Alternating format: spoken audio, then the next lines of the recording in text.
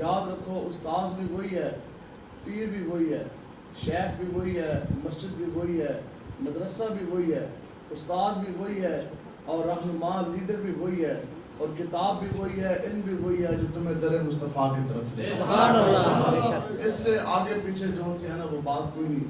تو بات جو سی ہے وہ ایک میں آپ کو قرآن مجید کی آیات مبارکہ 14 پارہ سورۃ النحل سے اسی کی میں تفصیل بیان کروں گا, اور پھر میں کوشش کروں گا کہ آپ کو سمجھا سکوں.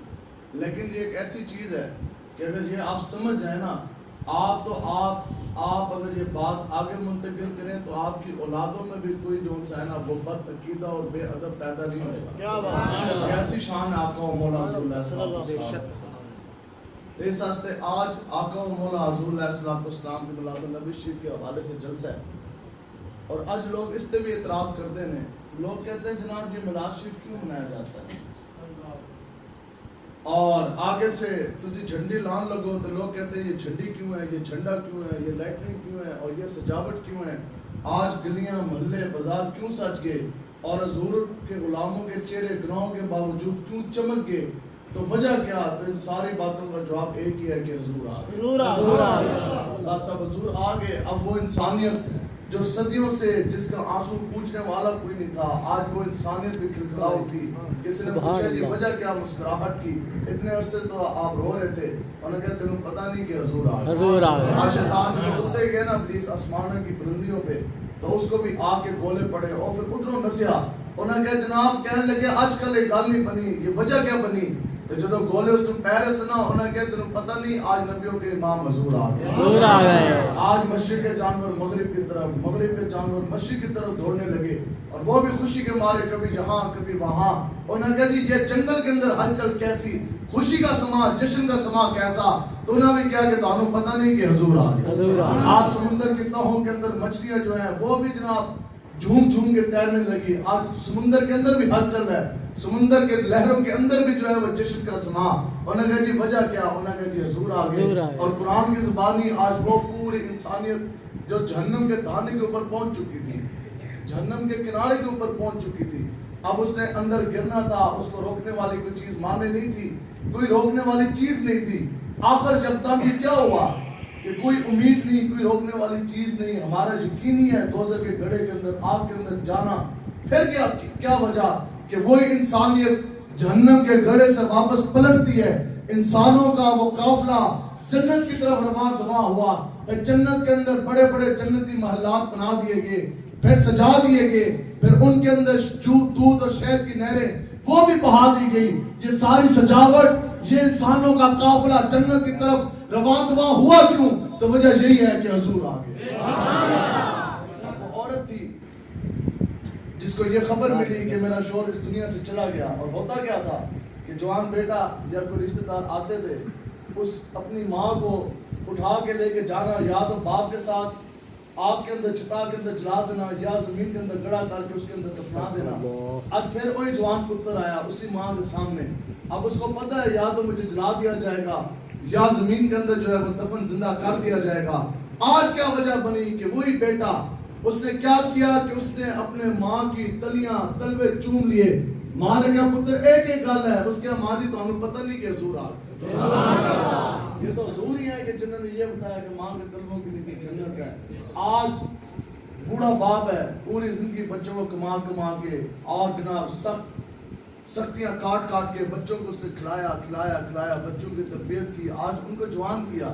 لیکن جب باپ بوڑھا ہو جاتا تھا, ضعیف ہو جاتا تھا, تو جانور سے بھی بدتر اس کے ساتھ سلوک کیا جاتا تھا. کیوں؟ کیونکہ اب پیو ساڈا بڈھا ہو گیا, ساڈے کام دا راہ کوئی نہیں. آج جوان بیٹا آیا, باپ کے سامنے ہاتھ باندھ کے سر جھکا کے کھڑا ہو گیا, پھر ہاتھ جوڑ کے عرض کی ابا جی تسی میرے تو راضی ہو جاؤ, تو جے تسی راضی نہ ہوئے تو پھر رب راضی نہ ہوگا. ابا جی تسی میرے تو ناراض نہ ہونا, جے تسی ناراض ہوگے پھر رب میرے ساتھ ناراض ہو جائے گا. اور پیو بھی پریشان ہویا, اس کے بچے ایک ہی وجہ بن گئی, اس کے ابا جی تمہیں پتہ نہیں کہ حضور آ گئے.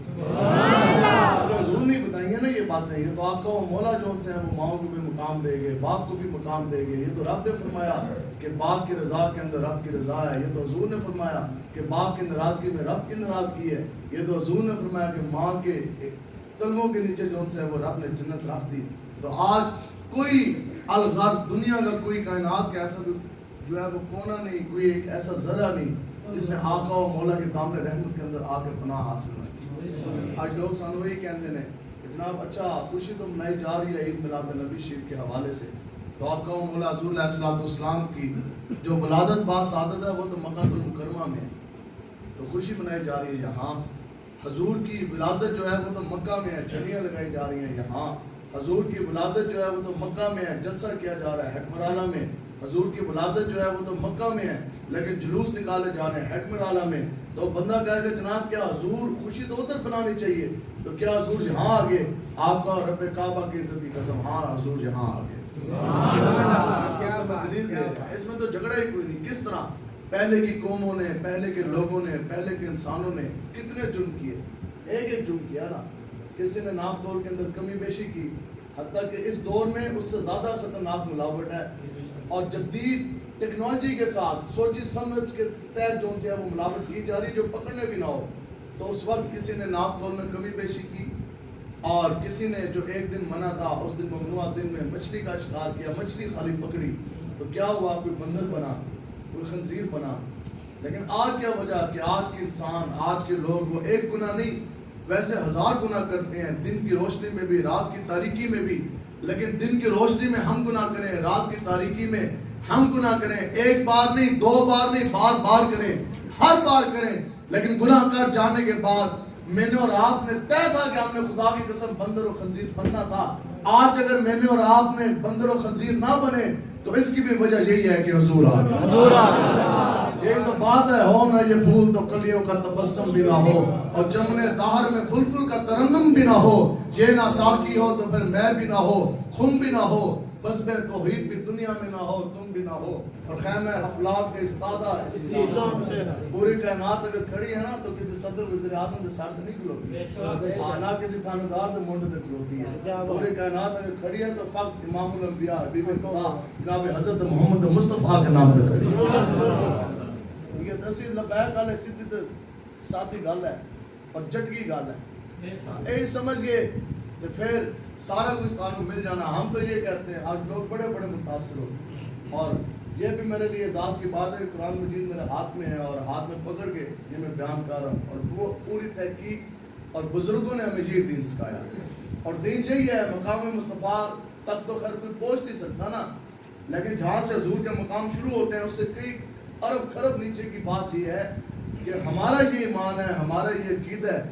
اسی لبیک والے گل کرتے ہیں, اور شروع تو جو حضور کے غلام ہیں ان کا عقیدہ یہی ہے کہ پوری دنیا ایک طرف.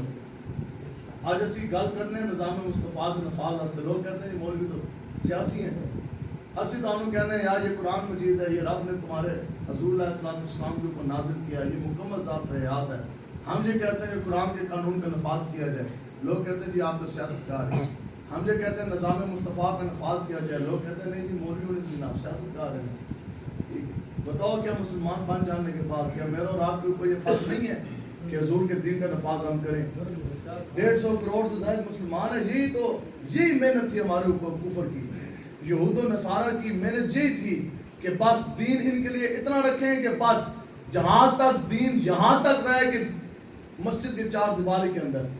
اب جب مولوی مسجد کے اندر دین بیٹھ کے بیان کرے گا نا کہ نماز اس طرح پڑھنی ہے, اذان اس طرح پڑھنی ہے, اقامت اس طرح پڑھنی ہے, وضو کے یہ مسائل ہیں, استنجے کے یہ مسائل ہیں, اور نمازیں آپ نے اس طرح پڑھنی ہے, آپ یہ نہیں کریں گے تو یہ ہو جائے گا. مسجد کے اندر تک مولوی آپ کو کہے جناب قرآن و حدیث کا جو ہے وہ حکم یہ ہے, اللہ کے حبیب کا حکم یہ ہے, اس طرح آپ نے یہ سب کچھ کرنا. یہ تو برداشت ہے یہود و نصارہ کو, اور یہ تو ان کے ایجنٹوں کو برداشت ہے. لیکن وہی مولوی جب مسجد کی 4 دیواری سے باہر نکلتا ہے وہ کہتا ہے کہ آج کے بعد اگر یہاں کے بازار بھی چلیں گے تو وہ بھی محمد عرب کے قانون کے مطابق چلیں گے. ادھر اس کا راستہ روک لیا جاتا ہے, وہ کہتے ہیں نہیں مولوی سیاسی ہو گیا. اب یہی مولوی جب مڑتا ہے جناب چوکی کی طرف, تھانے کی طرف, وہ کہتا ہے اب ہم نے ان کی بدماشی نہیں چلنے دینی, آج تھانے کے اندر تعزیرات نہیں چلے گا, تھانے کے بھی اندر چلے گا تو رب کا قانون اور رب کے حبیب کا فرمان چلے گا. لوگ کہتے ہیں نہیں جی مولوی صاحب قانون سے 12,000 تے لے کے ایسا اس واسطے کہ تسی نمازیں پڑھاؤ, تسی کس طرف چل دے. بتاؤ کیا مولوی کا یہ کام نہیں ہے کہ لوگوں کو ابھارنا, اس چیز پہ تیار کرنا کہ اٹھو حضور کا دین جو ہے وہ تخت پر لے کر آؤ. آج محنت یہ کی گئی ہے, خدا کی قسم پوری کی پوری محنت اس چیز پہ کی گئی ہے کہ کہیں ایسا نہ ہو کہ مسلمان آج پھر نظام کے خلاف کھڑے ہو جائیں اور آج پہ نظام مصطفیٰ کا نفاذ کا نعرہ بلند کر دیں. تو جو بھی بندہ یہ کرے گا اس نے کہا نہیں جی یہ تو شریف لوگوں کا کام ہے. بتاؤ جی سیاست جو ہے یہ انبیاء کرام کی صفات میں سے ایک صفت ہے. حضور کی حدیث مبارک ہے نا کہ بنی اسرائیل کے انبیاء کرام جو ہے وہ سیاست فرماتے تھے. حضور نے خود فرمائی. سیاست کیا ہے؟ سیاست یہ ہے کہ پوری ریاست کے پورے سلطنت کے اصول چلانا، اس کا نام سیاست ہے. سلطنت کے اور مسجد کے امور نہیں ہے، چلاتے ہیں نا جی. سلطنت کے اور مملکت کے اصول چلانا، اس کا نام سیاست ہے. بس اب ہم یہ کہتے ہیں کہ وہ مملکت کے اور سلطنت کے جو اصول ہیں وہ قرآن و حدیث کی روشنی میں چلنا چاہیے. بس اس میں تو جھگڑا ہی کوئی نہیں ہے. جھگڑا دیتا ہوں میں نا لبیک والے ایسی یہ گل کریے جناب ہمارا دستور ہے ہماری مانے، ہمارا منشور ہے ہماری مانے. ہمارے پاس کوئی دستور نہیں ہے، ہمارے پاس کوئی منشور نہیں ہے، نہ ہماری کوئی فارن پالیسی ہے، نہ ہمیں ان چیزوں کی ضرورت ہے. کیوں؟ ہمیں رب کا قرآن اور نبی کا فرمان ہمارے لیے کافی ہے. بس اسی قانون کہنا تجھے سانو بھی نہیں دینا. تجھے قرآن پڑھو، جو اس میں قانون ہے اس کے اوپر عمل کریں. اب بات جو اگلی میں کہا رہا، مسلمان کو یہ چیز شہوت نہیں دیتی کہ آج کا مسلمان کلمہ حضور کے نام میں پڑھے اور سینے کے اندر محبت بسائے تو دنیا دار کی اور توحید کی امانت آپ کے سینوں کے اندر ہو.